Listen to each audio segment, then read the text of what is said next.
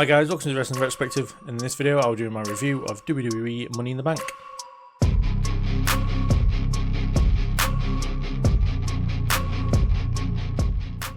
So the first match of the night was the men's Money in the Bank ladder match, where Drew defeated Chad Gable, Andrade, LA Knight, Jey Uso and Carmelo Hayes to win the Money in the Bank briefcase. This was a decent match. It wasn't the best Money in the Bank ladder match. We'll get onto that a bit later, but you know, it was a decent match. I expected a bit more interference than we got. We didn't get any, so like that was a bit of a shame. I think it took away from the match a little bit for me, as I expected at least something, especially with the amount of people who are in feuds currently.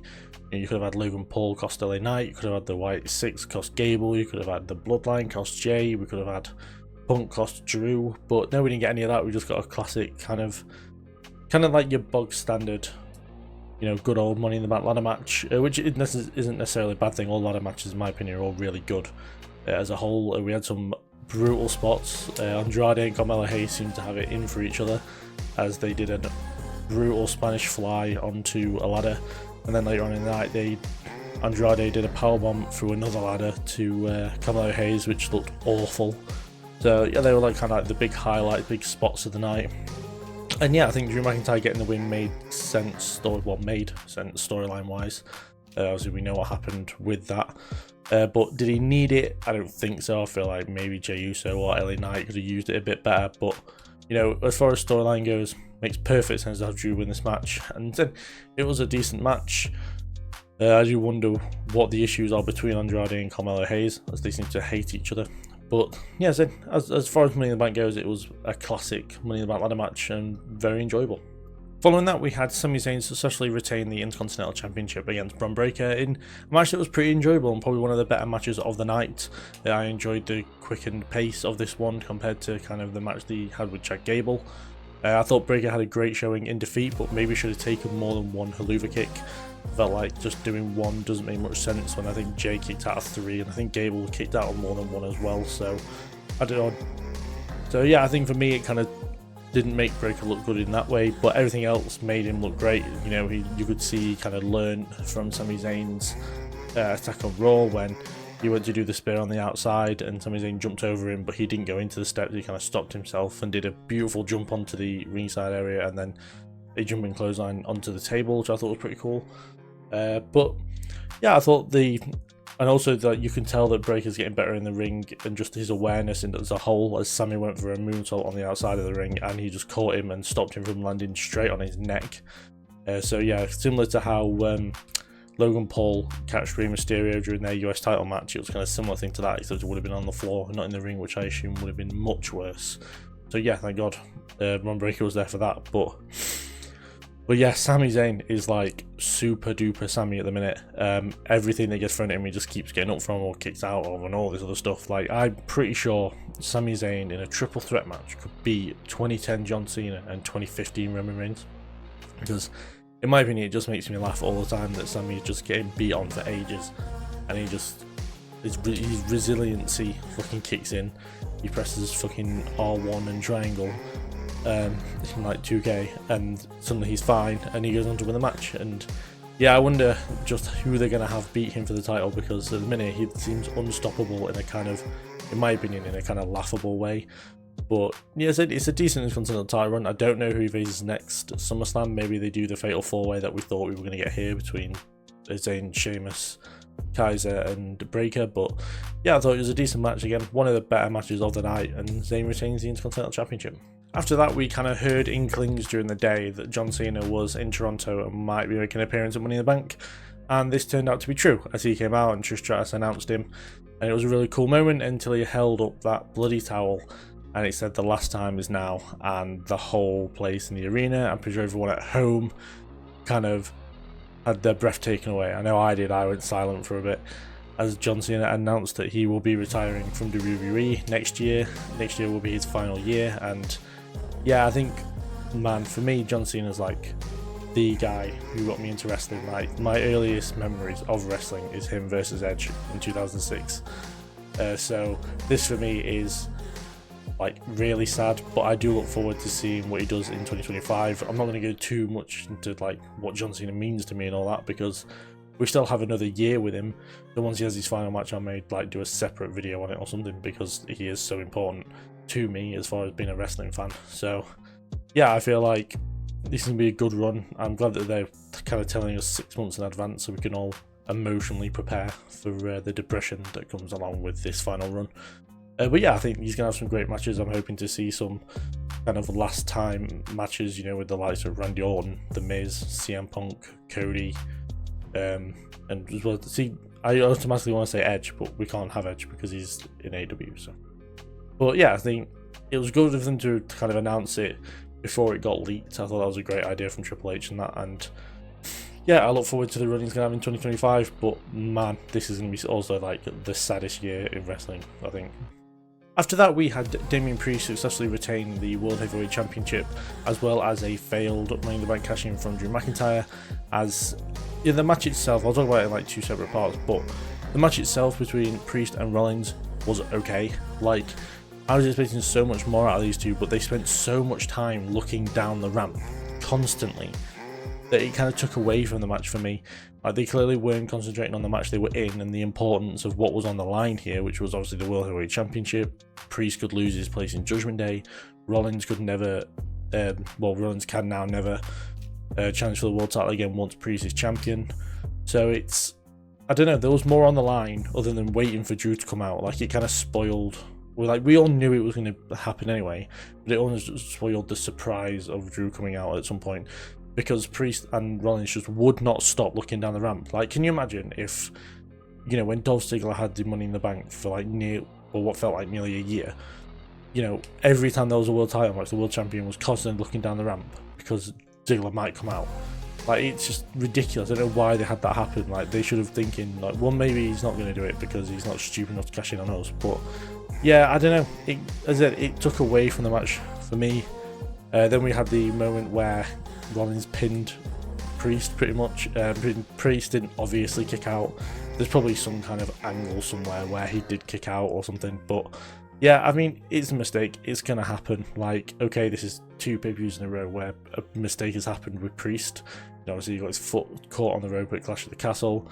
You know, didn't kick out here. You know, there might be a reason for that. He might have like accidentally knocked himself out, or he couldn't kick out and then came to just as, because he was down on the floor for ages after that, and that was obviously while the cash-in happened. But you know, I don't know, I'm not going to call it like a botch or a thing. It was just a mistake, and it happens, and it's going to happen again. And you know, I don't think Priest should be getting any heat because of it, because it's bound to happen at some point to everybody who wrestles. So I just hope that he's pretty much not going to get people being shitty on the internet pretty much. But you know, he stays in the Judgment Day, which I'm all for, but we don't know how long that's actually going to be for, because Balor looks as if he's definitely going to turn on Priest at some point.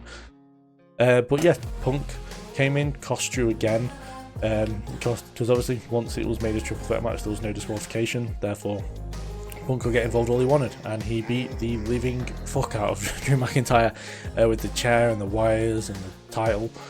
And I think this is great. I think it adds to the storyline of them whenever we get to that match, which I assume will either be at SummerSlam or at Bad Blood.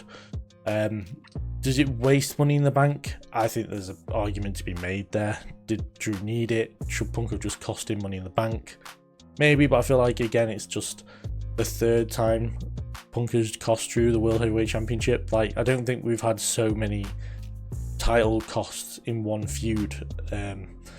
So I don't know, it adds to it. I think it's gonna, in the long run, be worth it. Oh no, sorry. In the short run, it'll be worth it because we'll get the feud and all that stuff. In the long run, when we get into like the back end of next year, the back end of this year and into next year, we're gonna think, oh well, you know, if this person had won Money in the Bank, they could have cashed in and stuff like we do this year. Like, you know, if LA Knight had won last year, then it would have been him in all these positions and all this stuff. And it's all speculation and whatever. But you know, did it waste Money in the Bank? Maybe. I think it adds to the story more with Drew and Punk. So it kind of, I don't know, it kind of depends which side of the coin you want to sit on. I don't mind it as much because I know it's going to add to Punk versus Drew, but I know there'll be people who are fuming that Money in the Bank was kind of wasted in a way. But I don't know, it kind of is what it is. But for me, the storyline is important as far as Punk and Drew goes. If they don't know who is going to be world champion in the next few years, it makes sense. If they don't know who they're going to have as world champion within the next year, And there's no point in putting Money in the Bank on someone and then them deciding they don't want to be that, they don't want to push that person anymore. A bit like Otis, a bit like Corbin, where they had Money in the Bank and you thought they were going to be a world champion, and Theory again is another one, and then by the time they get around to like having to cash in, no one really wants them to be world champion. So why not take that risk away and have Drew cash it in on the night and fail? So I don't, it makes sense to me. I know people are going to be mad about it, but for me it makes sense storyline wise, therefore I'm not mad. Following that, we had the women's Money in the Bank ladder match where Tiffany Stratton defeated Naomi, Zoe Stark, Io Sky, Lara Valkyria, Chelsea Green and Naomi to win Money in the Bank. And what a match this was. I thought this was match of the night by a mile. You know, these women absolutely killed it, and they all tried to kill each other pretty much. Respect to Chelsea Green absolutely for taking that table bump. I've seen it before when she did it in Queen of the Mountain with Deonna Purrazzo in TNA, but man, this was brutal. Like the fall and everything, like the momentum was so high, the ladder went back to standing up as it was again. Like that's how, you know, how much momentum Chelsea actually took to get through that ladder, to get through the table, sorry.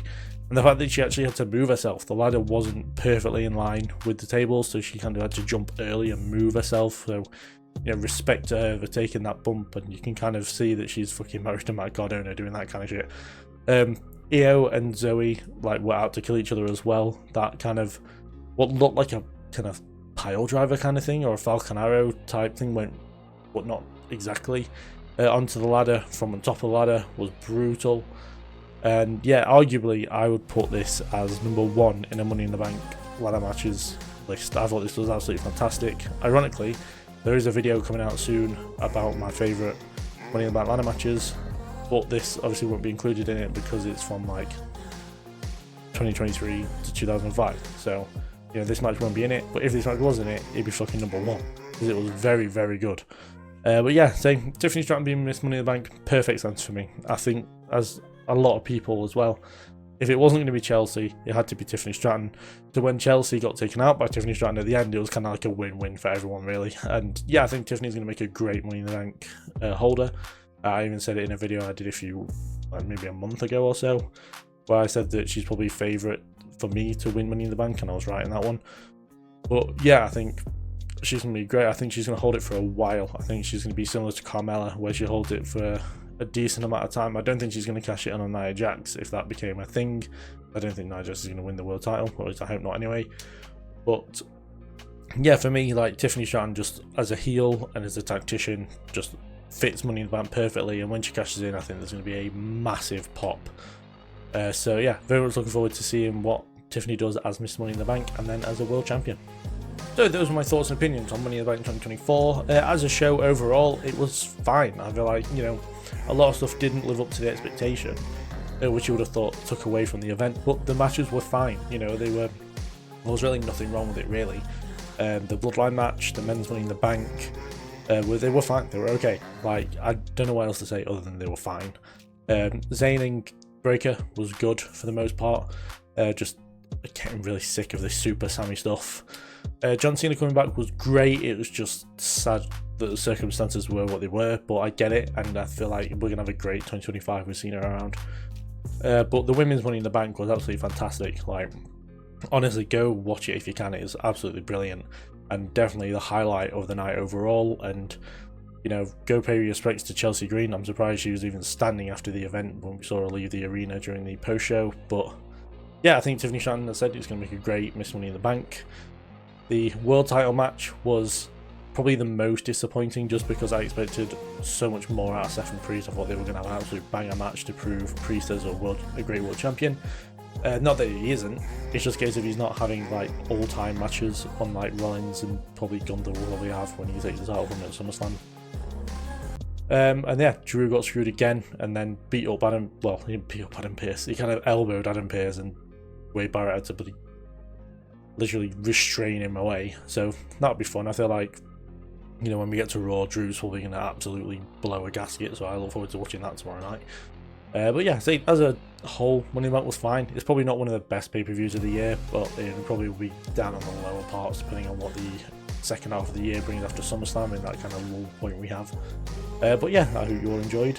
Do put down in the comments your opinions of what happened in the event and what you thought of the event in general, and yeah, what you think can happen at SummerSlam now that we're building towards the biggest party of the summer. So yeah, I mean, I'll ask you to like and subscribe and all that good stuff if you enjoyed the video. I'll thank you very much for watching, and I'll see you guys later. Bye.